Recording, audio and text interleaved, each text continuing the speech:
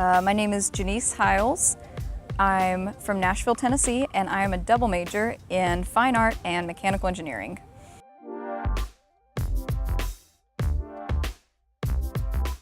It's a pretty weird combo.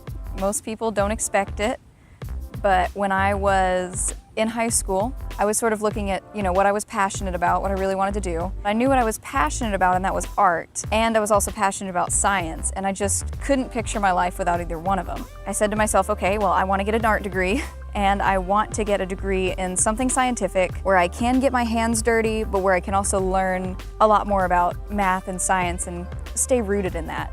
In my freshman year, everybody told me, that's impossible, you cannot do that, and you simply can't do it in 4 years. And I didn't like that, and I finally said to myself, okay, this is gonna be a 5-year degree, it's gonna take an extra year. And so I sort of set my sights on that. And now that's what I wanna do with it. Combine art and science and then become an architect and hopefully one day, bring it together. It's just weird because when people start to pursue what they think they wanna do for the rest of their life, they nix out entire fields that they're never gonna touch ever again. I mean, I know a lot of engineers who would be fabulous artists if they gave themselves the chance.